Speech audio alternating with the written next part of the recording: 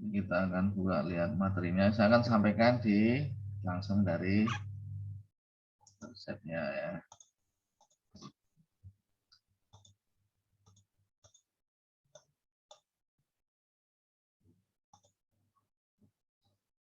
Passwordnya sudah tahu ya.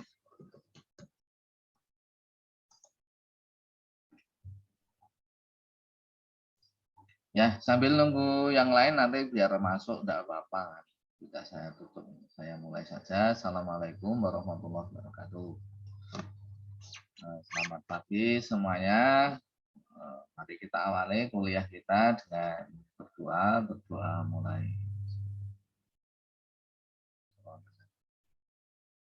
Nah, semoga kita diberikan semuanya sajalah, diberikan kesehatan, kemudahan dalam belajar dan kemanfaatan ilmu terutama itu. Saya akan lanjutkan materi kita. Pada pembahasan kali ini kita akan membahas tentang etika dan keamanan sistem informasi. Ya. Ini materinya sudah saya uploadkan di Sepada, Anda tinggal klik saja kalau mau lihat seperti tadi yang sudah saya praktekkan, tinggal klik, masukkan password, nanti akan terbuka. Kalau download ada di bawahnya, ini akan terbesar ya. Oke. Nah. Ya, etika dan keamanan sistem informasi. Kenapa kok ini jadi penting? Ya, karena yang kita kelola, kunci utama dari sebuah kesuksesan, kunci utama dari sebuah perusahaan itu ada di data, ada di informasi. Mereka punya keunggulan, kita punya apa ya keistimewaan lah. Kompetisi itu karena kita punya data. Nah, kalau datanya dicolong orang, dicuri orang, ya toh, ya nanti akan terjadi kelemahan, kemunduran, bahkan bisa kebangkrutan. Nah, contoh-contoh kebobolan di sistem informasi itu banyak. Bahkan yang terbaru, kemarin kan sempat ini, BSSN, sebuah badan yang dimiliki pemerintah kita itu bahkan disadap orang, dihacker orang. BSSN, Badan Sandi Negara ya, itu dibobol orang. Katanya dari Brasil katanya. Dia berhasil membobol situsnya BSSN, kemudian merubah tampilannya di sana. Mending kalau cuma tampilan, tapi kalau sampai datanya dibobol orang, data ini sangat penting. Bahkan sekelas Google itu misalnya, dia memberikan banyak informasi, banyak fasilitas gratis dan dalam rangka dia bisa dapat data-data kita. Kalau Anda punya Google Gmail ya, Google-nya Gmail-nya Google, misalnya, dan yang lain sebagainya, tidak hanya Google, penyedia layanan gratis yang lainnya, itu biasanya Anda akan diminta untuk ngisi nama, kemudian alamat, posisi, dan lain sebagainya ya. Walaupun kemudian di sana itu tidak akan ditampilkan, tapi mereka jelas sudah menangkap data Anda. Dan data Anda ini penting untuk mereka. Kenapa? Ya, paling tidak misalkan contoh yang paling sederhana adalah digunakan untuk melakukan promosi. Sehingga jangan kaget kalau Anda searching gitu, browsing pakai mau pakai Google, Yahoo dan lain sebagainya gitu, misalnya pakai Google gitulah. Itu ketika pas Anda browsing muncul iklan yang sesuai dengan minat Anda kok. Ini kok tahu ya kok saya senangnya motor, ini kok tahu ya saya kok senangnya make up, ini kok tahu ya saya kok iklannya itu tentang kamera, tentang HP dan lain sebagainya, kok tahu ya saya kok sedang membutuhkan informasi tentang panorama, tentang tempat wisata. Nah, mereka tahunya dari mana? Ya dari membacanya, data-data yang kita sampaikan, data-data yang kita jelajahi, itu mereka tahu. Ini penting kan? Sehingga kehidupan di pendapatan di dunia maya itu kan paling besar di iklan ya, di iklan. Nah, iklan itu akan laku ketika dia tepat sasaran. Nah, bagaimana tepat sasaran dengan baca? tren dari kesukaan para penjelajah. Nah itu yang umum kalau ya. Tapi kalau yang berbau kejahatan misalnya tadi, dulu KPU kebobol itu sangat pernah ya KPU. Nah kalau kalau yang lebih kriminal lagi ya misalkan bobol bank gitu. Nah kan dulu kan pernah juga ada hacker dari Jogja gitu, temennya ini kan apa ya namanya itu, heran kok dia selalu dapat kiriman barang-barang, pembelian barang-barang lewat internet dari luar negeri. Nah ternyata hasil dari hacker dan lain sebagainya. Bahkan hacker ini luar biasa, menjadi sebuah perang di dunia maya. Termasuk kalau Anda mau tahu, ini juga di tempat kita di UPA ini juga ini sering ada kegiatan-kegiatan hacker yang kemudian menutup website kita. Misalkan tadi ini juga pernah ada bug, tapi belum pernah hacker, tapi ada bug. Ada bug itu ada lubang yang kemungkinan nanti bisa dimasuki oleh para hacker untuk merubah sistem. Nah, kalau Anda mau tahu, CBS kita itu juga rawan kena hack, lubangnya udah banyak.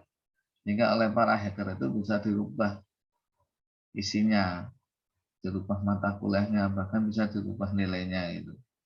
Sehingga sekarang kan mau diganti ya, CBS mau diganti karena sudah rawan dengan pembobolan atau peretas seperti itu. Nah, ini sehingga penting bagaimana sistem informasi yang sudah kita bangun, yang sudah kita buat itu, kemudian kita amankan. Bagaimana keamanannya, jenis-jenisnya, ancaman sistem seperti apa, ini bab depan itu sampai dengan kurang lebih sebelum jam 10 lah, jam 10 sudah selesai, karena setelah itu nanti ada saya buka kuis itu. Nah, ya. Nah, salah satu aspek penting dalam sistemasi adalah keamanan. Tadi sudah kita sampaikan, jangan sampai ketika Anda sudah buat sistemasi untuk perusahaan dibobol orang, nah, datanya sudah kecolongan oleh orang lain, dia akan kalah atau bahkan mungkin digaco oleh orang yang tidak senang dengan persaingan bisnis kita, atau orang yang tidak senang dengan pihak kita, dengan negara kita, dengan departemen kita, dengan organisasi kita. Nah, mereka akan tahu kalau sudah data diambil orang, ya mereka akan tahu kelemahan kita dan bisa merusak. Untuk mencegah penipuan, paling tidak mendeteksi adanya penipuan di sebuah sistem yang berbasis sistem informasi. Kan penipuan di jagat maya juga banyak sekali. Tahan, tinggal browsing saja lah, mau kejahatan di internet itu sangat banyak, ya sangat banyak. Penipuan juga sangat banyak. Sehingga perlu untuk diamankan. Nah, sebenarnya kenapa kok ini keamanan dan etika dalam sistemasi ini perlu untuk dibangun? Ini terkait dengan beberapa hal. Yaitu, satu, privasi. Privasi ini menyangkut hak individu. Misalkan begini, contoh paling sederhana itu kalau kita punya email. Email itu kan catatan pribadi kita ya, transaksi kegiatan kita lah, tukar menukar informasi kita dengan seseorang, itu kan pribadi kayak mungkin buku harian. Kan Anda juga tidak mau kalau informasi Anda diketahui orang, data Anda diketahui orang. Contohnya seperti itu.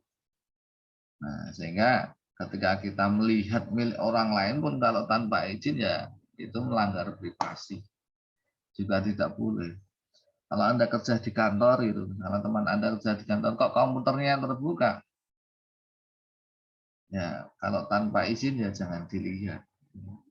Barangkali di sana ada data pribadi atau data pekerjaan khusus yang diamanatkan ke dia dan dilarang diketahui oleh orang. Kalau seizin ya monggo silakan, tapi kalau tanpa izin ya jangan. Barangkali sifatnya rahasia.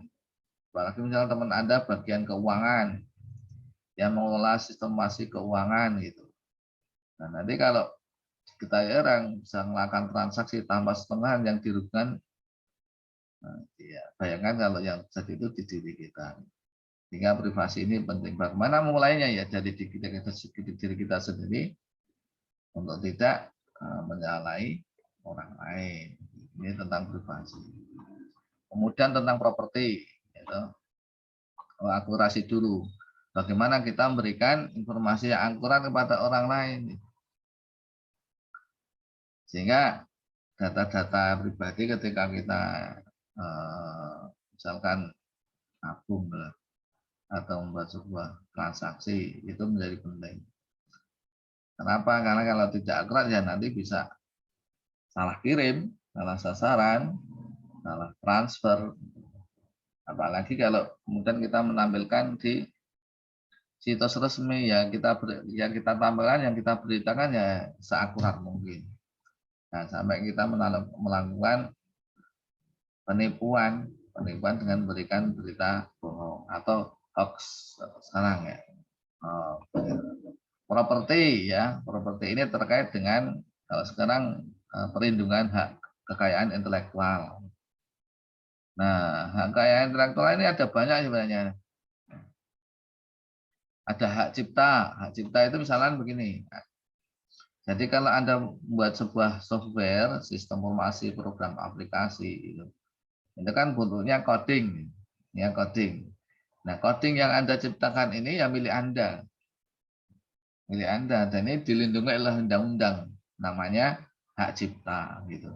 Sehingga kalau ada orang lain mau menggunakan hasil dari pekerjaan inovasi kita, coding kita itu, cinta kita, ya maka dia harus izin kepada penggunanya, gitu, kepada kita.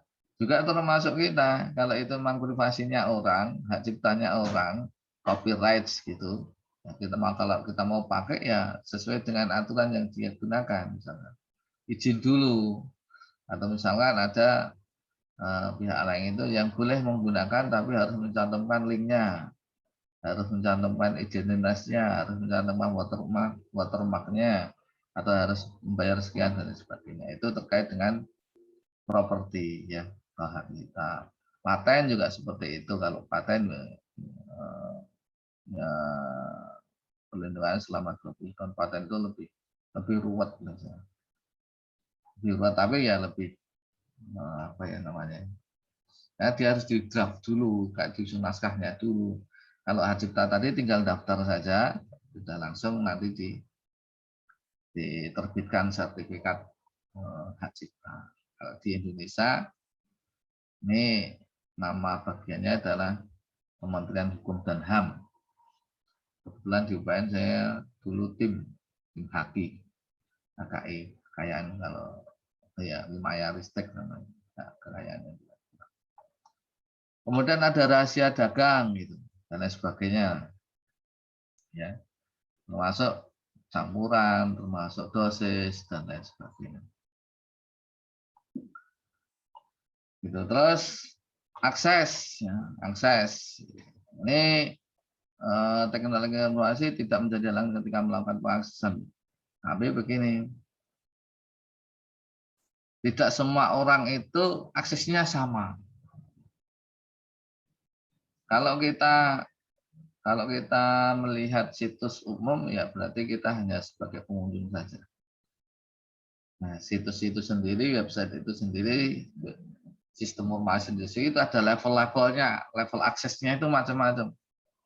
Ya kita ada di level mana ya itu yang sudah hak kita ya di situ.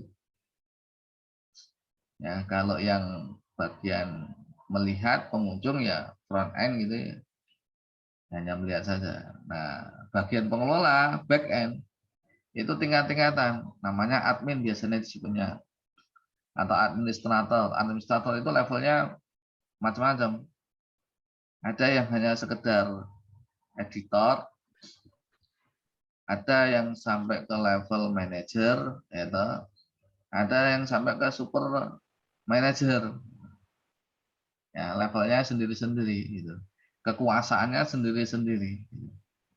Nah, tingkatan akses ini ya sebagai etika ya harus ditaati. Sebenarnya sama sih. dimanapun kita sebenarnya etika, ya. Sopan santun gitulah. Adab kita bagaimana, adab kita sebagai seorang mahasiswa, adab kita sebagai seorang dosen, ya, adab kita sebagai seorang anak, sebagai orang yang bertetangga dan lain sebagainya, itu kan ada aturannya, ya. Ada orang yang dia tidak beradab itu ya ketika dia melanggar aturan-aturan itu. Kadang juga ada sanksinya kalau orang tidak beretika itu. Ada hukumannya ya.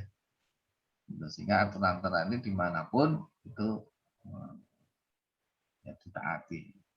Termasuk ketika kita mengembangkan, merancang sebuah sistem informasi. Termasuk ketika kita menggunakan teknologi informasi. Kita mengakses website, kita browsing, kita menggunakan fasilitas kantor dan lain sebagainya, ketika terkait dengan sistem informasi ada etika. Ya, etika itulah yang kemudian kita taat. Itu tentang etika. Melanggar privasi enggak, melanggar properti enggak, melanggar akses tidak, ya. Ini jadi penting. Ya adab. Ya, adab. Ya, agama itu kan sebenarnya juga ditujukan agar kita menjadi orang yang beradab, yang memiliki sopan santun gitu.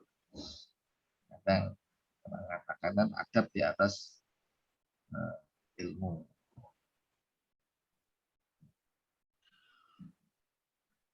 Nah, sekarang tentang keamanan. Nah, terkait dengan adanya tadi pencurian, pembobolan, peretasan itu ya, penyalahgunaan dan lain sebagainya, maka penting kemudian dikelola ya, resiko, hingga risk management model untuk menghadapi adanya ancaman. Ya. Nih. Nah, kemudian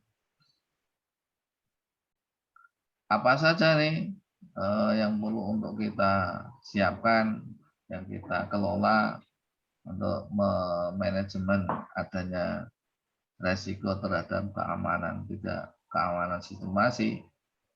Satu tentang aset, ya, hardware, software, gitu ya. Kemudian kelemahan dan ancaman. Nah, kelemahan biasanya dalam sistemasi adanya bug, atau adanya kutu, atau adanya kesalahan dalam sintang, dan lain sebagainya. Kemudian ancamannya ada cracker dan lain sebagainya. Nanti kita bahas. Nah, ada 10 domain keamanan yang perlu diperhatikan. Nah, yang pertama akses kontrol sistem yang digunakan tadi sudah kita jelaskan. Batasannya sampai di mana. Telekomunikasi dan jaringan yang dipakai. Manajemen praktis, ya, pengembangan sistem aplikasi yang digunakan, kriptograf. Kriptograf itu merubah, ya, mengenkripsi lah, merubah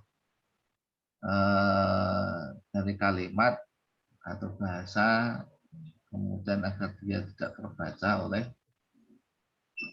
orang, maka kemudian dirubah menjadi kayak simbol, kayak kode. Kemudian arsitektur pengoperasian data, ya, PCB kayak itu. Nah, sekarang kita ke tentang kejahatan komputer. Yang pertama adalah keamanan yang bersifat fisik. Ini ya terkait dengan sarana prasarana fisik, adanya gedung, peralatan, komputer dan lain sebagainya. Ini bagaimana agar itu menjadi aman. Kalau di kita mungkin security-nya udah lumayan lah kalau di tempat kita ini. Lab-nya ada pintu, ada trales, ya, dan lain sebagainya. Aman lah kalau. Contohnya seperti itulah. Ini untuk mengamankan sarana prasarana yang kita miliki. Termasuk keamanan juga adalah jangan sampai kita sembarangan menaruh coretan-coretan atau tulisan-tulisan yang berbau password, gitu, PIN dan lain sebagainya. Kemudian yang kedua adalah keamanan yang berhubungan dengan orang. Misalkan lupa password kadang-kadang digunakan oleh orang. Kadang kan Anda menerima email juga bahwa akun Anda digunakan. Apakah untuk memverifikasi apa ini benar Anda, silahkan verifikasi atau update atau cek media Anda. Keamanan dari data dan komunikasi, saya percepat ya. Keamanan dalam operasi. Network jam 10 nggak usah selesai. Macam-macam virus yang menyerang komputer. Nah, virus kalau sudah sampai menyerang komputer biasanya jadi lelet, blue screen, kadang nggak ada tampilannya, kadang gerak sendiri, gitu. Sehingga kadang harus diinstal ulang. Lah itu termasuk kejahatan juga. Keamanan kita, komputer kita keamanannya lemah kalau sudah terkena seperti itu. Nah, virus itu ya buatan orang, dia program, dan tergantung siapa sih yang mau dia serang, aplikasi apa yang mau dia serang. Kadang virus itu juga macam-macam, tidak sekedar kadang mengganggu, tapi juga mengambil.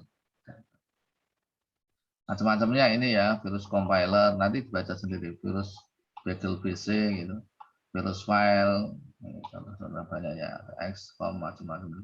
Ya, kalau Anda download software ya di internet ya dilihat dulu keamanan. Kalau perlu di scan virus gitu. Nah, dan nanti ketika Anda klik itu kemudian dia akan mengambil seluruh data-data di komputer Anda.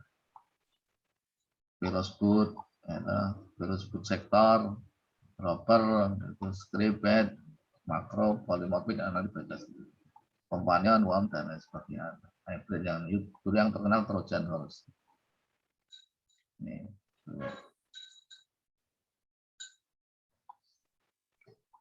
Blackdoor, Alnica, Trojan. Nah, tadi virus-virus yang menyerang komputer. Nah, virus juga buatan orang. Nah, kalau biasanya menyerang sistem informasi di website itu biasanya disebut dengan hacker, tapi tidak semua hacker itu buruk ya. Ilmu itu ya tergantung siapa orangnya. Senjata itu tergantung siapa orangnya. Kalau kita punya kalau ada pistol ya digunakan oleh polisi ya jadi baik. Tapi bagi pencuri ya jadi buruk. Ya sama. Hacker itu ya orang. Dia punya ilmu. Ilmu untuk mengecek keamanan atau merusak keamanan.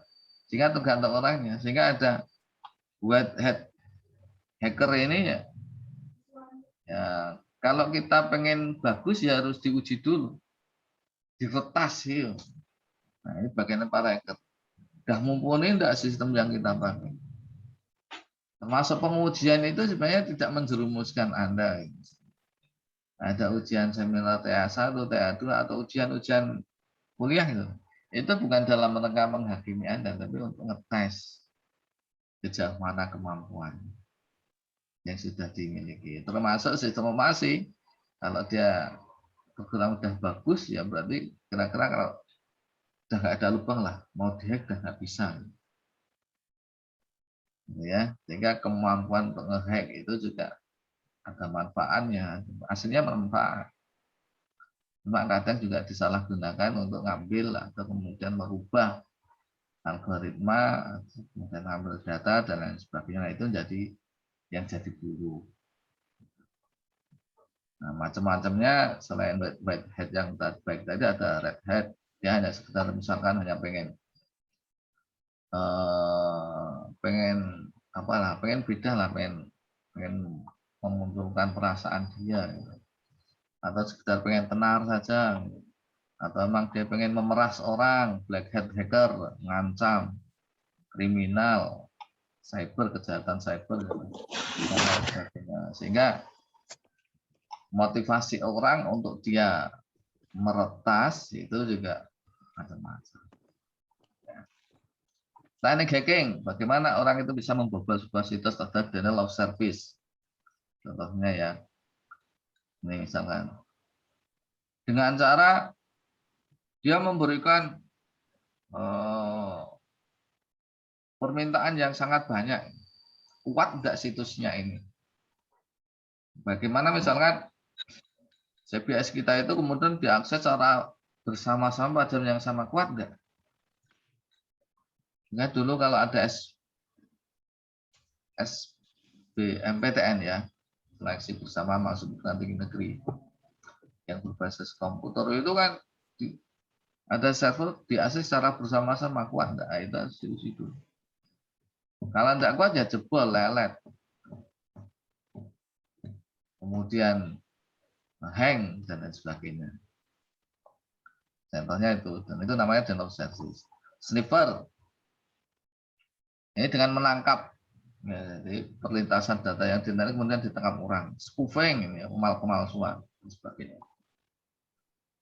Nah, untuk itu maka keamanan informasi ini menjadi penting, baik keamanan yang sifatnya itu aktif maupun pasif. Aktif itu ya terhadap kejahatan komputer, ya. Kemudian ini nih contoh. Ini misalnya ada bencana alam, bagaimana kita mengantisipasinya, kesalahan manusia, kemudian ada kecurangan, virus dan lain sebagainya. Seperti itu. Ini 6 metode yang digunakan untuk beradaptasi sistem berbasis komputer.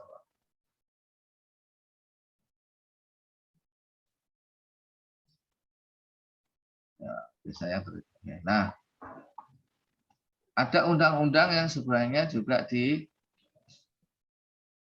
oleh pemerintah untuk melindungi keamanan ketika orang menggunakan sistem informasi. Ada cyber law namanya. Nah, kalau di kita ya ada ITE. ITE gitu.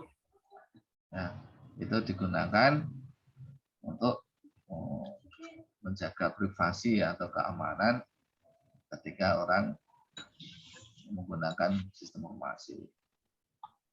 Baik ketika dia mengumpulkan, menyiapkan, menyimpan, memproses dan lain sebagainya. Gitu ya. Ini misalkan nih, ya, menghindari ini penyadapan, pelanggaran, ya, penggunaan kartu kredit, bank lah, dan lain sebagainya. Oke, saya kira itu kalau ini tentang evaluasi security goal ya. Jadi ketika kita membuat sebuah simulasi ya dicek sintaksnya, algoritmanya, node-nya ya, jaringannya. Nah, intinya ketika kita membuat sebuah simulasi agar dia aman, maka cek mulai dari awal. Mulai dari kita desain, membuat algoritma, yaitu urutannya dicek jangan sampai terjadi kesalahan gitu. Kemudian setelah itu adanya pengujian, ya biasanya kalau nanti ada skripsi, ada tesis, itu ada pengujian white box dan black box, ya, diuji oleh programmer, diuji juga oleh user, apakah dia sudah sesuai dan sudah aman, sudah bisa sesuai dengan apa yang ya. Saya kira itu yang saya sampaikan. Ya, nanti lebih kompleknya bisa Anda baca lagi di bahan ajar yang sudah saya sampaikan. Bisa eksplor lagi tentang kejahatan hacker cyber yang terjadi selama ini. Anda bisa browsing begitu pentingnya tentang etika dan keamanan sistem informasi. Oke, saya kira itu. Kemudian silakan setelah ini